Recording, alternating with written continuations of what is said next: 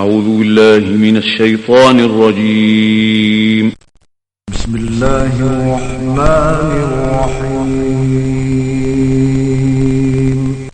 السلام علیکم ناظرین، میرا نام بشیر بٹی ہے. میں سی پیک گاڈ گفٹ یوٹیوب چینل سے آپ سے مخاطب ہوں. ہمارا مقصد قومی ترقی میں سی پیک کے حوالے سے جو ہمیں امیدیں وابستہ ہیں اس سے عوام کو روشنا کرانا ہے، کیونکہ بہت سارے لوگ اس ملک کی تعمیر و ترقی چاہتے ہی نہیں.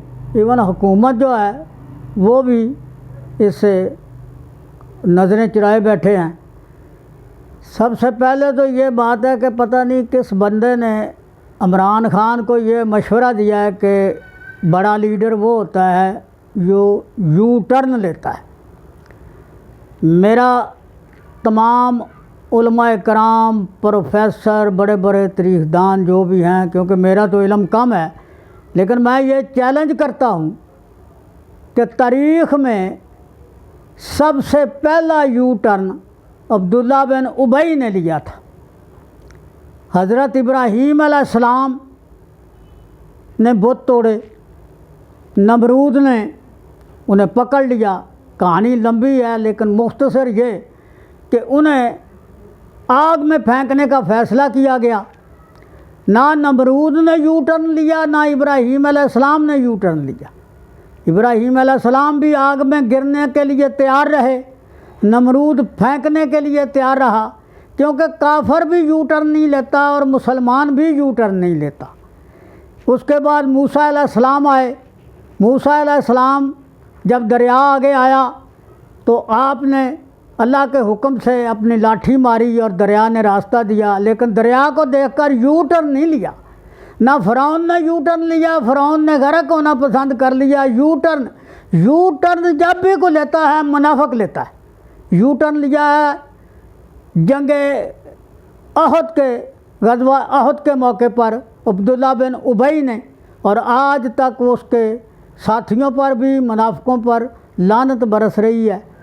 ٹیپو سلطان کو اس کے ساتھی کہہ رہے تھے کہ اس دروازے سے نکل جاؤ، لیکن اس نے یو ٹرن نہیں لیا، قربانی دے دی. اس کے بعد سینکڑوں ایسے مسالے ہیں جو پیش کی جا سکتی ہیں. یہ عمران نیازی جانتا ہے کہ اس کی میاں والی میں نواب میر محمد خان کا بیٹا نواب مظفر، جب اس پر اس کے مخالفوں نے حملہ کیا تو آگے مخالف نظر آ رہے تھے. اس کے ساتھیوں نے کہا کہ ملک صاحب آپ ادھر سے نکل جائیں.